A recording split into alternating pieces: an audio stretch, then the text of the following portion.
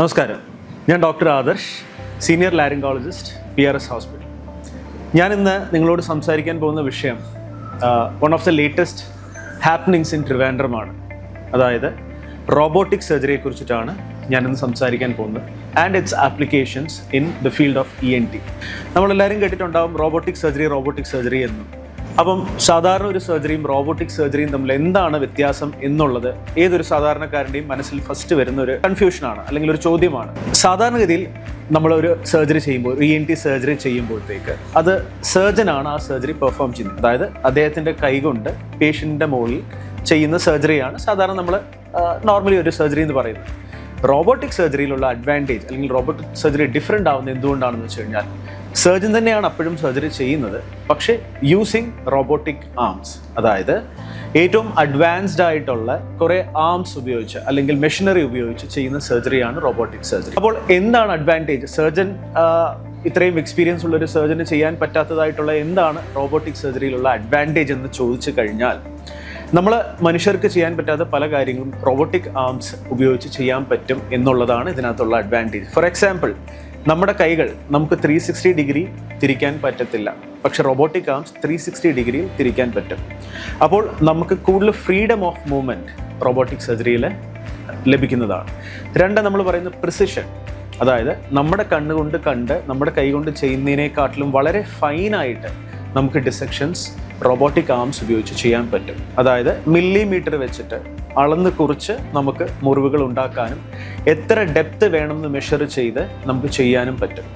മൂന്നാമത്തെ advantage 3D visualisation എന്ന് പറയും. അതായത് നമ്മൾ കണ്ണുകൊണ്ട് കാണുമ്പോൾ ഉണ്ടാവുന്നതിനേക്കാട്ടിലും വളരെ ക്ലാരിറ്റിയോടും വളരെ മാഗ്നിഫിക്കേഷനോടും കൂടി നമുക്ക് ആ ഫീൽഡ് കാണാൻ പറ്റും. അപ്പം ആ സർജറിക്ക് ഉണ്ടാവുന്ന പ്രിസിഷൻ റേറ്റ് ഒരുപാട് കൂടുതലായിരിക്കും. അതായത് നമുക്ക് കുറച്ചും കൂടെ വൃത്തിയായിട്ട് ആ സർജറി ചെയ്യാൻ പറ്റും വിത്ത് ലെസ് ബ്ലീഡിങ്, ലെസ് പെയിൻ. മറ്റേ സാധാരണ സർജറിയിൽ റിക്കവറി ചെയ്യുന്നതിനെക്കാട്ടിലും വേഗമായിരിക്കും പേഷ്യൻ്റെ റിക്കവറി ടൈം. ഇനി ഇത് ENT സർജറീസിൽ എവിടെയൊക്കെ അപ്ലൈ ചെയ്യാം എന്ന് ചോദിച്ചു കഴിഞ്ഞാൽ, നമ്മൾ മേജറായിട്ട് ഇത് ഉപയോഗിക്കുന്നത് വായ്ക്കകത്ത് വരുന്ന ക്യാൻസേഴ്സിനാണ്. അതിനെ നമ്മൾ വിളിക്കുന്ന പേര് ടോർസ് എന്നാണ്. ഇത് ട്രാൻസ് ഓറൽ റോബോട്ടിക് സർജറി. അപ്പോൾ ഈ റോബോട്ടിക് സർജറി കണ്ടുപിടിച്ചിട്ട് ഒരുപാട് വർഷമായി. അതായത് 1985 ഇത് ആദ്യമായി കണ്ടുപിടിക്കുന്നതും ട്രൈ ചെയ്യുന്നതൊക്കെ. പക്ഷേ ഇതിനൊരു FDA അപ്രൂവലൊക്കെ കിട്ടി വന്നത് 2009. അതായത് ഒരുപാട് റിസർച്ചസ് നടത്തി നമുക്കത് ഏതൊക്കെ ഫീൽഡിൽ അപ്ലൈ ചെയ്യാം എന്നുള്ളത് നടത്തിയതിന് ശേഷമാണ് റോബോട്ടിക് സർജറിക്ക് FDA അപ്രൂവൽ കിട്ടുന്നത്.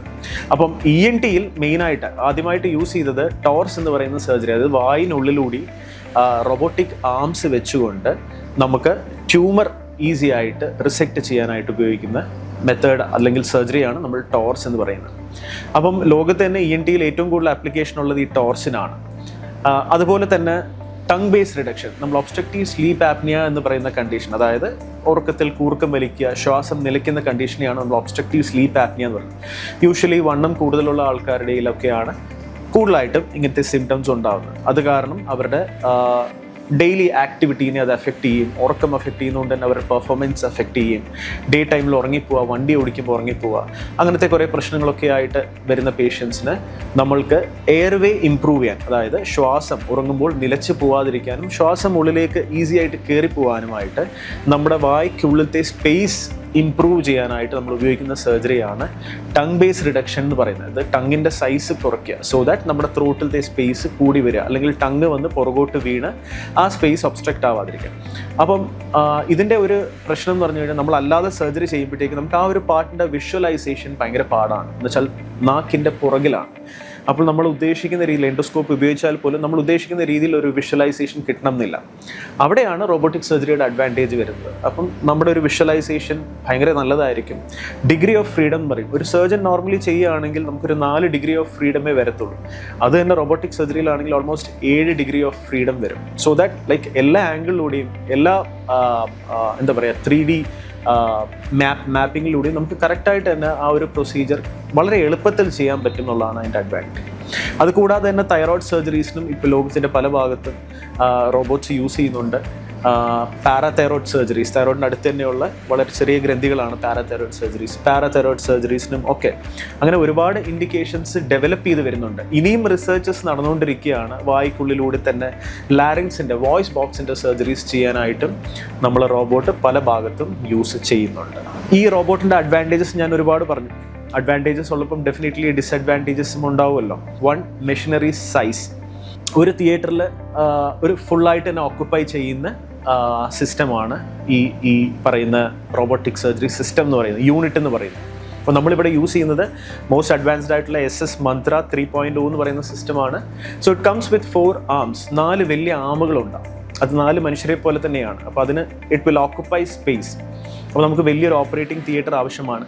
സർജൻസ് കൺസോൾ എന്ന് പറയും. അവിടെ ഇരുന്നു കൊണ്ടായിരിക്കും സർജൻ റിമോട്ട്ലി ഈ സർജറി ചെയ്യുക. അപ്പോൾ അദ്ദേഹത്തിൻ്റെ അസിസ്റ്റൻസ് അദ്ദേഹം പറയുന്ന അനുസരിച്ച് ആ ആംസിൽ വേണ്ട ഇൻസ്ട്രുമെൻസും വേണ്ട എൻഡോസ്കോപ്സും ലോഡ് ചെയ്തുകൊണ്ടിരിക്കും. അപ്പോൾ ആ കൺസോളിൽ ഇരുന്നു കൊണ്ട് ആ ഫീൽഡ് കണ്ടുകൊണ്ട് സർജൻ 2 കൈകളും ഉപയോഗിച്ചുകൊണ്ട് ഈ സർജറി ചെയ്യാൻ പറ്റും.